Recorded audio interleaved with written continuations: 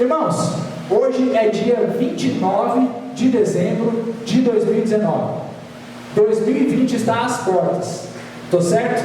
2020 está logo ali, né? E por falar em 2020, eu gostaria de perguntar para vocês: quais são as metas que vocês têm para o próximo ano? O que vocês já começaram a prometer para o próximo ano, do qual vocês vão fazer? Não é muito engraçado? Eu acho que na nossa cultura e talvez nos outros países também tem alguma coisa relacionada a isso. As pessoas vão chegando no final do ano e elas vão falando: para o próximo ano eu vou parar de beber. Para o próximo ano eu vou fazer uma dieta. Para o próximo ano eu vou começar a fazer exercícios físicos todos os dias. Para o próximo ano eu vou parar de fumar, eu vou parar de usar drogas. Enfim, as pessoas sempre têm essa coisa assim: no próximo ano eu vou fazer tal coisa. É uma promessa que eu tenho, é uma meta que eu tenho para o novo ano. E aí geralmente vai passando o tempo, as metas, as promessas, elas vão caindo, elas vão morrendo com o tempo.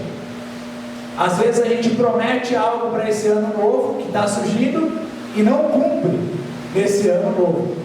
Por exemplo, em 2019 ou 2018, quais foram as metas, quais foram os planejamentos que vocês tiveram para 2019? Quantas delas vocês cumpriram? Quantas delas vocês tiveram lá e riscaram no que vocês tinham que fazer para esse ano? Será que muitas metas ficaram para trás? Será que muitas coisas ficaram perdidas no tempo? É muito engraçado porque as empresas costumam fazer isso. Em 2020, por exemplo, todas as empresas já têm um planejamento do que elas vão fazer para 2020. Isso é muito comum, as pessoas pensam para o futuro, as pessoas pensam lá para frente, né? E aí eu gostaria de perguntar para vocês: dessas metas de 2020 que vocês colocaram na vida de vocês, quantas delas tem Deus no meio? Quantas das metas tem Deus como prioridade das nossas vidas para 2020? Vocês já pensaram sobre isso? Vocês já pensaram assim: eu tenho como meta para 2020 ter um relacionamento maior com Deus? O que nós temos planejado para 2020? O que nós temos pensado para daqui a um tempo? Essa semana eu estava vendo no Facebook e eu estava no feed de notícias. Mais ou menos assim, para quem não é muito acostumado com as redes sociais. É como se fosse um jornal eletrônico e ali você fica sabendo de notícias do mundo e da vida das pessoas. Mais ou menos isso. E aí ali naquele feed de notícias eu vi uma irmã colocar lá assim: meus sentimentos e meus pêsames pela pessoa tal que morreu. Por ser uma irmã conhecida minha e uma amiga também da minha família, eu fui ver quem era essa pessoa que ela disse que morreu, porque às vezes é um familiar conhecido e nós precisamos, como pastor, prestar os nossos sentimentos, prestar a nossa solidariedade para essa pessoa. Ao ir até o Facebook dessa pessoa que ela disse, que ela mostrou que tinha falecido, eu fui ver e era uma jovem que não passava dos seus 20 anos. E uma das metas que ela tinha para o ano dela de 2020 era estar mais perto de Deus. Pastor, como você sabe disso? Ela compartilhou algo que já está aí pelo Facebook rolando, uma postagem que diz o seguinte: ela diz assim: estar mais perto de Deus, minha principal meta para 2020. E essa postagem me fez pensar que, infelizmente, essa jovem morreu em 2019 e não conseguiu cumprir a meta dela para 2020. Por quê? Porque 2020 está no amanhã, e o amanhã a Deus pertence. Nossa, pastor, mas ela era uma jovem. Mas mesmo assim chegou o tempo dela. E será que não é comum para todos nós, não é comum para toda a humanidade deixar Deus para depois? Será que Deus é a nossa prioridade? Será que nós temos colocado Deus no topo das nossas prioridades, das nossas metas, dos nossos objetivos? E por que deixar Deus para depois, quando nós podemos fazer tudo para Ele no hoje? É bem engraçado porque na Bíblia nós temos vários e vários exemplos a respeito de pessoas, ou a respeito da nação de Israel, que deixou Deus de lado em diversas vezes. Eu gostaria que os irmãos abrissem a Bíblia em Ageu, e esse vai ser o nosso primeiro texto de hoje, em Ageu capítulo 1.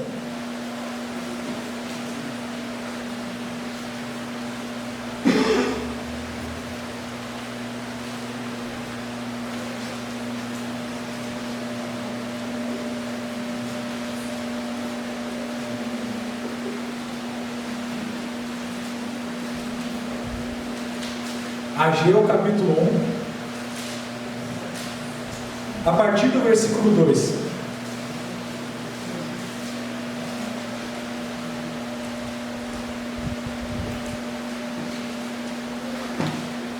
Ageu capítulo 1, a partir do versículo 2. Os irmãos acharam? Amém? Amém? Acompanhem comigo, ele diz o seguinte: assim fala o Senhor dos Exércitos, este povo diz, não veio ainda o tempo em que a casa do Senhor deve ser edificada. Veio, pois, a palavra do Senhor por intermédio do profeta Ageu, dizendo, acaso é tempo de habitardes vós em casas apaineladas, enquanto esta casa permanece em ruínas? Ora, pois assim diz o Senhor dos Exércitos, considerai o vosso passado. Tendes semeado muito e recolhido pouco. Comeis, mas não chega para fartar-vos. Bebeis, mas não dá para saciar-vos. Vestivos, mas ninguém se aquece. E o que recebe salário, recebe-o para pô-lo num saquetel furado. Assim diz o Senhor dos Exércitos, considerai o vosso passado. Subi ao monte, trazei madeira e edificai a casa. Dela me agradarei e serei glorificado, diz o Senhor. Esperastes o muito, e eis que veio a ser pouco. E esse pouco, quando o trouxestes para casa, eu com um assopro o dissipei. Por quê? Diz o Senhor dos Exércitos, por causa da minha casa, que permanece em ruínas, ao passo que cada um de vós corre por causa de sua própria casa. Por isso o céu sobre vós retém o seu orvalho, e a terra os seus frutos. Fiz vir a seca sobre a terra e sobre os montes, sobre o cereal, sobre o vinho, sobre o azeite e sobre o que a terra produz, como também sobre os homens, sobre os animais e sobre todo o trabalho das mãos. Podemos encerrar por aqui essa leitura de Ageu, depois nós vamos ler outros textos da Bíblia. Aqui, irmãos, o que acontece? O povo de Israel, eles serviam a Deus, eles já eram uma nação. Houve a separação deles, por quê? Porque eles abandonaram os caminhos de Deus. Por haver a separação deles do caminho de Deus, o povo que era de Israel, a parte norte lá daquela terra, foram todos levados cativos para uma outra nação, a nação assíria. E o povo de Judá foi levado para o cativeiro babilônico, tá certo? Então eles estavam sendo escravizados por aqueles povos. E imaginem, escravidão, coisas terríveis aconteciam com ele. O Senhor foi bondoso, que depois de 70 anos ele tirou o povo do exílio e levou o seu povo novamente para a terra que era prometida a eles. Com isso, eles começaram a fazer a reconstrução dos muros da cidade. Eles deram início na reconstrução do templo, do primeiro templo que havia sido destruído pelos babilônicos. Por quê? O que acontece? O primeiro templo era o templo de Salomão, aquele todo bonito, todo glorioso, né? E aí eles foram exilados, o templo foi destruído, eles voltaram, e o Senhor falou para eles: agora vocês estão na terra de vocês novamente. Eles começaram a reconstruir os muros da cidade para que tivessem proteção, começaram a construir novamente o templo, só que de uma hora para outra eles pararam a construção do templo. Não se sabe talvez o motivo ao certo, mas de acordo com a palavra que está sendo descrita aqui, eles pararam a construção do templo para construírem as suas próprias residências, para cuidarem das suas próprias vidas, para simplesmente fazerem aquilo que lhes era cabível fazer naquele momento. Ou seja, eles estavam cuidando de suas vidas e eles se esqueceram da obra do Senhor. Mas assim, eles se esqueceram por coisa pouca, por coisa mínima. Apenas 16 anos. 16 anos. Imaginem vocês, irmãos, comecem a lavar a louça em casa. Parem por 16 anos e voltem lá para ver a maravilha que ficou a sua cozinha. São 16 anos. Não são 16 dias, não eram 16 semanas, 16 meses, mas eram 16 anos. Coisa pouca para se esquecer, né? Tipo assim, o pessoal, vamos fazer o que tem aqui, vamos seguir a nossa vida, e as coisas de Deus a gente vai deixando para depois. A gente vai deixando para depois. Não tem problema, Deus não precisa que eu faça as coisas para Ele. Deus é maravilhoso. E o que acontece? A casa deles estava ficando cada vez mais luxuosa. Por isso que na minha versão ele diz assim: vós em casas apaineladas. Apaineladas quer dizer que elas eram luxuosas. Eu não sei como que está na tradução de vocês, porque provavelmente algum irmão deve trazer alguma tradução diferente. Hoje nós temos muitas, mas em algumas ela fala luxuosa. E o que significa isso? A casa deles era feita com madeira importada, da mais cara possível, enquanto a casa de Deus estava em ruínas. E o Senhor fez um alerta para eles através do profeta Ageu: olha, vocês estão morando em casas luxuosas, vocês estão no bem bom, vocês já plantaram, vocês já cuidaram da vida de vocês, vocês já tiveram família, vocês têm filhos, vocês já têm uma próxima geração, e eu? Quando vocês vão voltar o seu rosto para mim, que sou o Deus de Israel?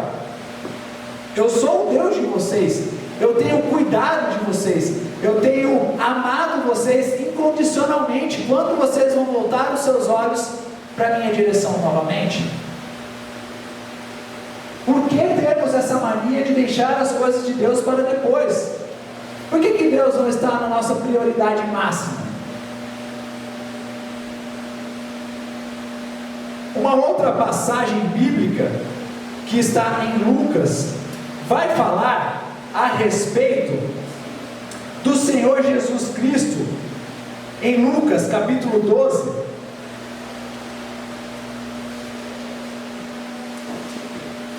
do versículo 13 ao 21.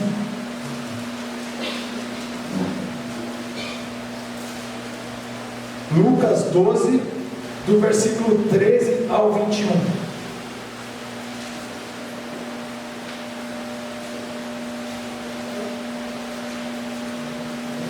Lucas 12, do versículo 13 ao versículo 21.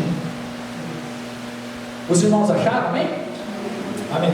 Ele diz o seguinte: nesse ponto, um homem que estava no meio da multidão lhe falou: mestre, ordena a meu irmão que reparta comigo a herança.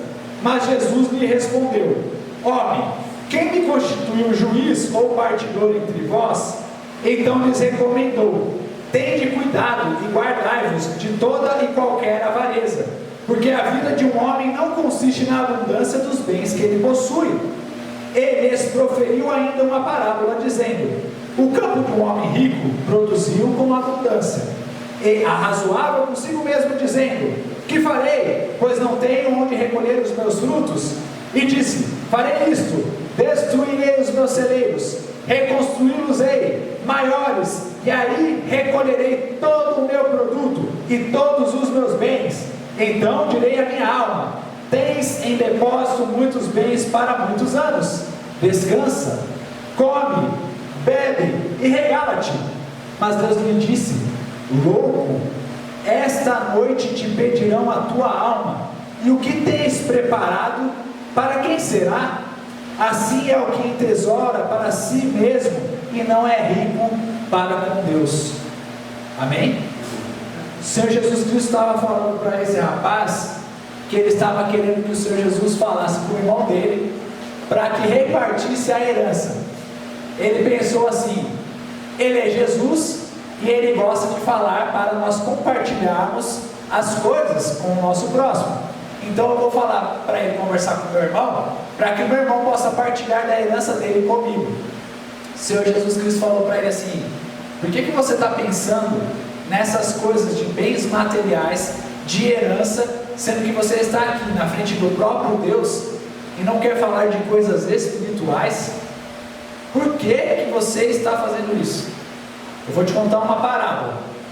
Tinha um certo homem que tinha dentro do seu coração o seguinte desejo: eu vou ficar rico, rico, rico, rico, rico, rico, até que chegue um momento em que eu não precise mais trabalhar, e então eu vou descansar a minha alma. Já começa errado por aí, que ele queria colocar o descanso dele nas riquezas, nos bens materiais. E nós sabemos que o nosso descanso deve ser sempre em Deus. O descanso da nossa alma deve ser sempre em Deus. Com isso, o Senhor Jesus Cristo falou para ele: quais são as suas prioridades? O que você tem definido como metas para a sua vida, jovem? O que você tem definido de metas para a sua vida, mulher, homem?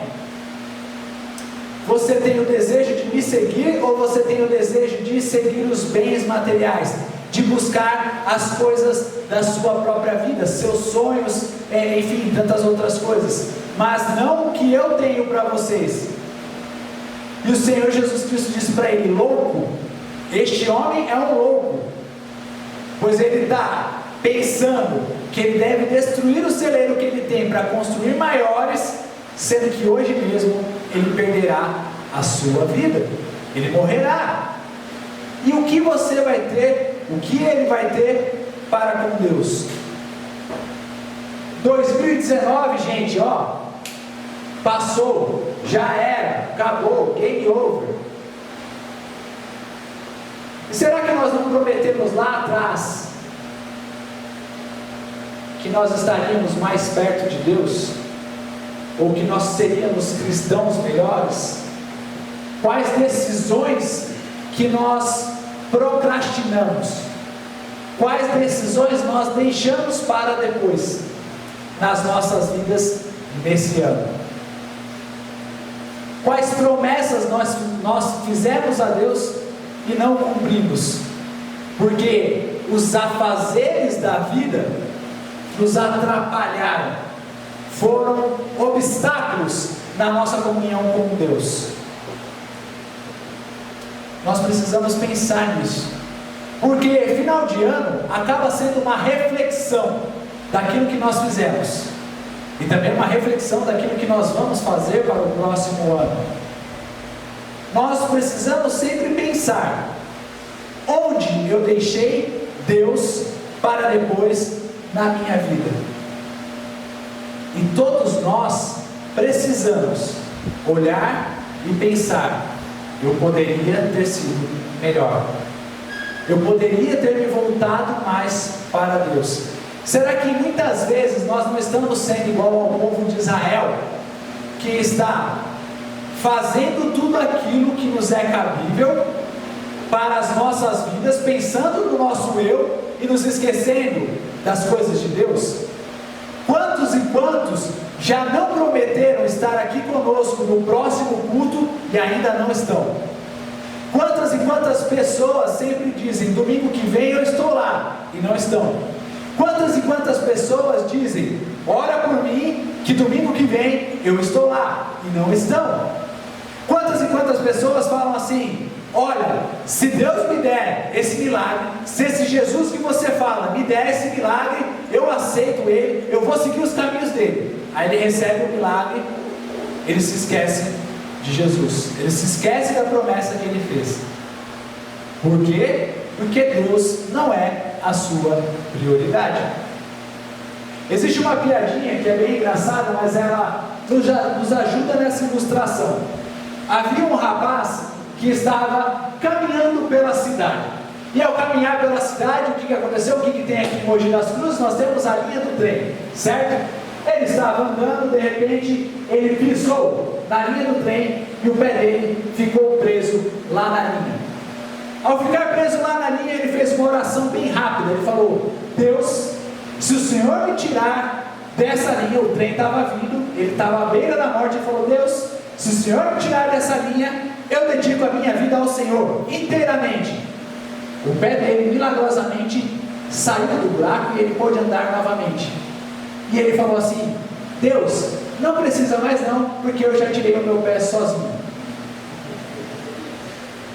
Então eu não tenho mais um compromisso com o Senhor, tá bom?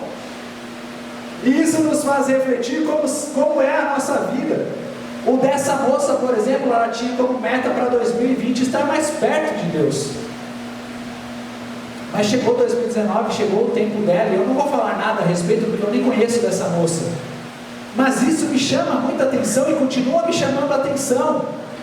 Era algo que ela tinha planejado para o futuro, que ela tinha deixado para depois.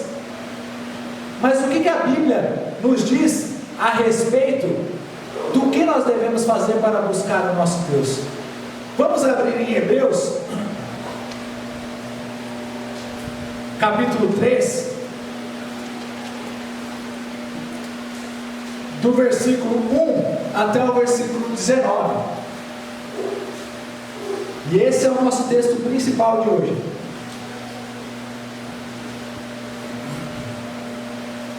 Hebreus capítulo 3, do versículo 1 ao versículo 19.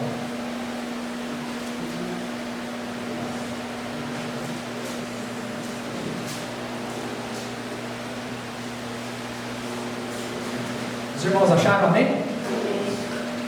Ele diz aí: por isso, santos irmãos, que participais da vocação celestial, considerai atentamente o apóstolo e sumo sacerdote da nossa confissão, Jesus, o qual é fiel àquele que o constituiu, como também o era Moisés, em toda a casa de Deus.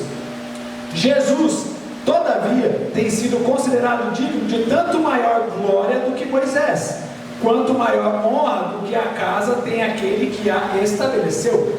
Pois toda casa é estabelecida por alguém, mas aquele que estabeleceu todas as coisas é Deus. E Moisés era fiel em toda a casa de Deus como servo, para testemunho das coisas que haviam de ser anunciadas. Cristo, porém, como filho em sua casa, a qual casa somos nós, se guardarmos firme até ao fim a ousadia e a exultação da esperança. Versículo 7. Assim pois, como diz o Espírito Santo, hoje, se ouvirdes a sua voz, não endureçais o vosso coração como foi na provocação, no dia da tentação no deserto, onde os vossos pais me tentaram, pondo-me à prova, e viram as minhas... Isso me indignei contra essa geração e disse: estes sempre erram no coração, eles também não conheceram os meus caminhos. Assim jurei na minha ira, não entrarão no meu descanso.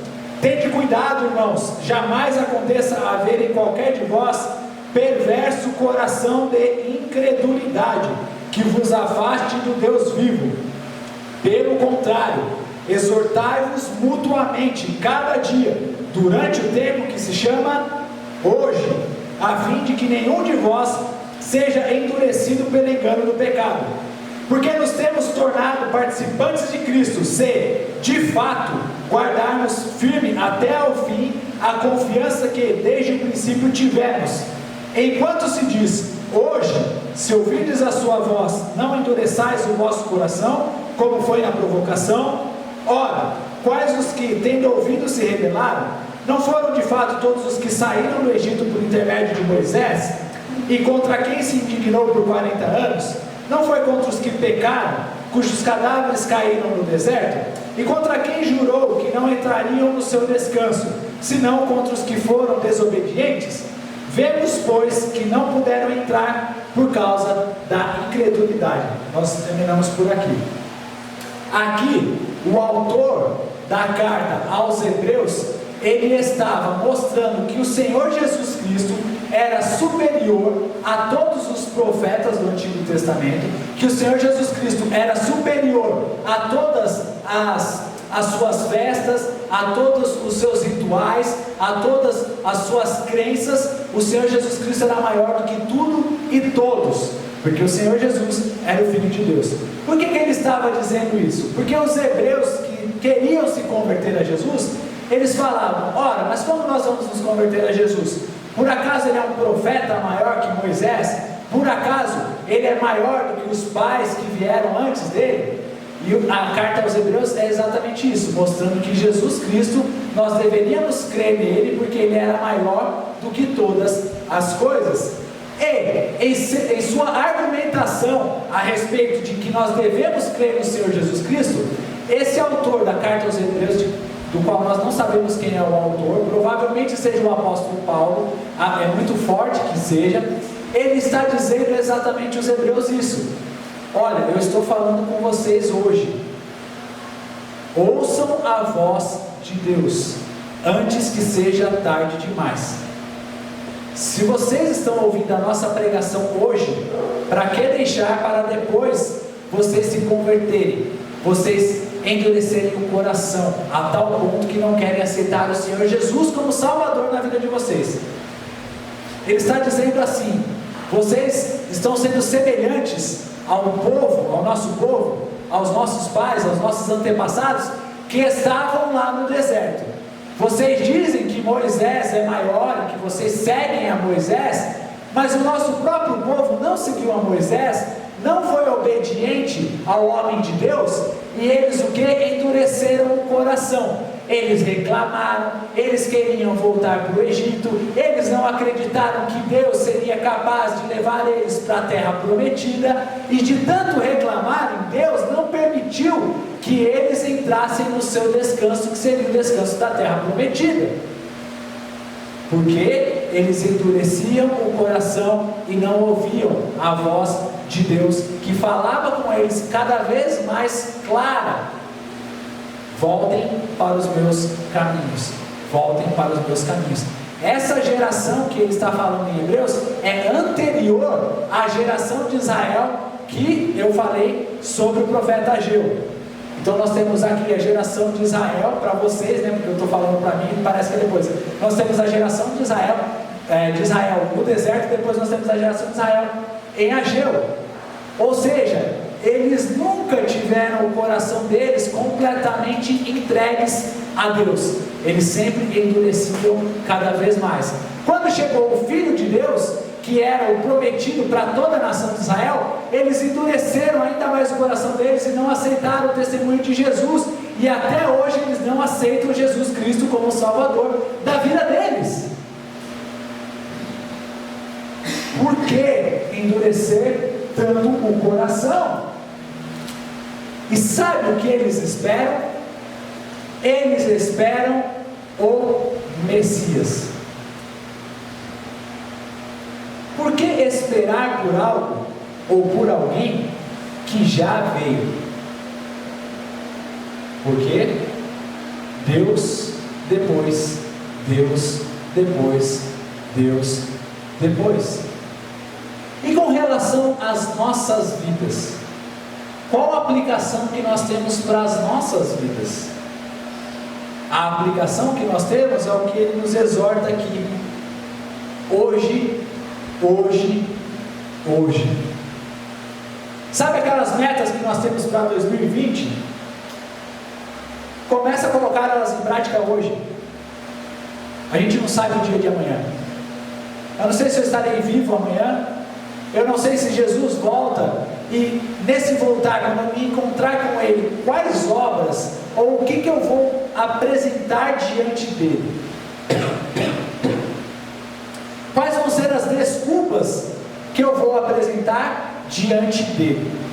O Senhor Jesus Cristo disse que no fim dos tempos, a geração do fim dos tempos seria igual à geração de Noé, que casava-se, davam em casamento, cuidavam das suas vidas, e de repente veio a chuva que destruiu toda a humanidade, e somente um homem com a sua família, apenas 8 pessoas tiveram a salvação daquela inundação, daquele dilúvio, porque ele teve como prioridade ouvir a voz de Deus. Ouvir a voz de Deus. Imaginem Noé, lá com seus filhos, provavelmente com pessoas que ele contratava para fazer a arca, mas que não deram ouvidos à sua mensagem, trabalhando por anos e anos e anos para construir a arca, e o pessoal falando para ele: ô Noé, vamos para a festa, eita bênção, eita glória, vamos para a festa, Noé, vamos lá, ó, aos fogos de artifício lá, ó, que maravilha, ó. Nem tinha fogos naquela época, né? Vamos encher a cara, Noé, vamos beber, que fazer arca, nunca choveu, você acha que vai chover? Que palhaçada é essa que você está inventando? Vamos fazer churrasco, Noé? Vamos, cara, vamos cuidar da sua vida, cuida da sua família, faz o que você tem bem entender, aproveita a sua vida, Noé. Para que você está fazendo uma arca? E aí Noé lá o que? Não, Deus falou comigo, eu tenho que construir essa arca, eu tenho que construir essa arca. Imaginem anos e anos que Noé perdeu da sua vida, mas que ele entregou para o propósito que Deus tinha para a vida dele.